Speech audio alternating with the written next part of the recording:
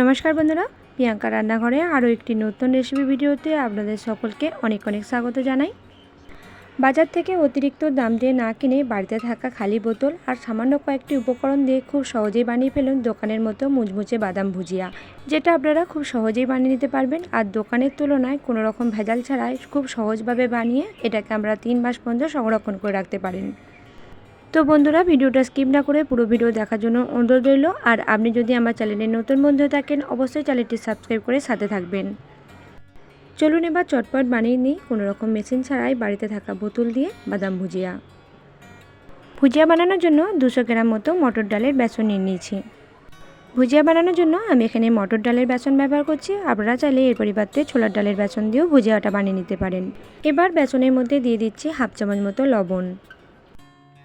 এবার এর মধ্যে দিয়ে দেবো হাফ চামচের একটু কম হলুদ গুঁড়ো। এরই সাথে দিয়ে দেবো হাফ চামচের একটু কম লঙ্কা গুঁড়ো। এরই সাথে এর মধ্যে দিয়ে দেবো হাফ চামচ মতো হিং। ভুজিয়া বানানোর জন্য এই হিংটা ব্যবহার করলে একেবারে দোকানের মতো ভুজিয়ার টেস্ট আসবে। এরই সাথে এর মধ্যে দিয়ে দিলাম 1 চিমটে মতো খাবার সোডা। এবার বেসনের মধ্যে সমস্ত মশলাগুলো খুব ভালোভাবে মিশিয়ে নেব। সমস্ত উপকরণ বেসনের সাথে খুব ভালোভাবে মিশিয়ে নিয়েছি। এবার অল্প অল্প ঠান্ডা জল দিয়ে আমি বেসনটা খুব ভালোভাবে মিশিয়ে নেব। বেসনটা মেশানোর সময় অবশ্যই অল্প অল্প জল দিয়ে মিশিয়ে নিতে হবে। একসাথে যদি অনেকটা জল দিয়ে বেসনটা মাখানো হয় তাহলে বেসনের মধ্যে ঢিলা পেকে যেতে পারে।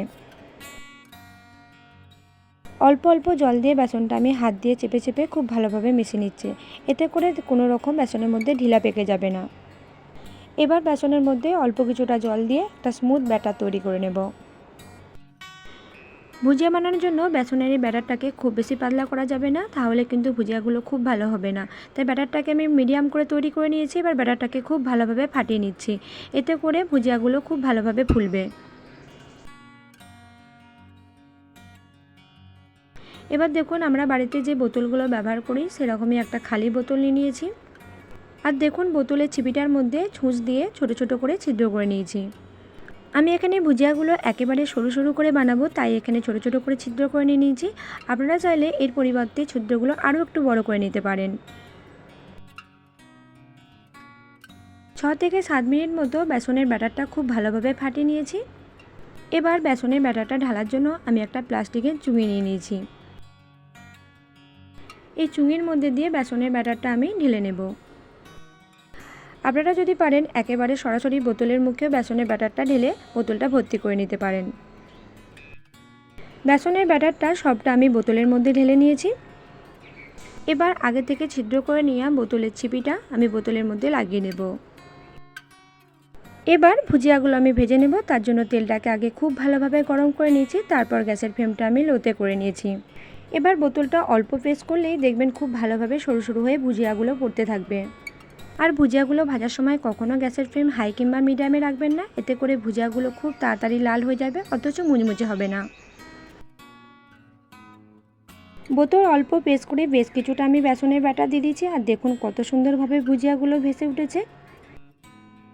এবার এই ভুজিয়াগুলো 1 থেকে 2 মিনিট ভাজার পর দেখবেন এর গায়ে যে বুজবুজানি ফেনার মতো হলেও হয়েছে, এগুলো অনেকটাই কমে যাবে। তখন এগুলো আমি ভালোভাবে ছেঁকে তুলে নেব। 2 মিনিট মতো গ্যাসের ফ্লেম লোতে রেখে ভুজিয়াগুলো আমি ভেজে নিয়েছি। আর দেখুন ভুজিয়াগুলো কতটা সরুভাবে তৈরি হয়েছে। এবার ভুজিয়াগুলো তেল থেকে ছেঁকে নিয়ে একটা ছাঁকনির মধ্যে তেলটা ঝরিয়ে নেব।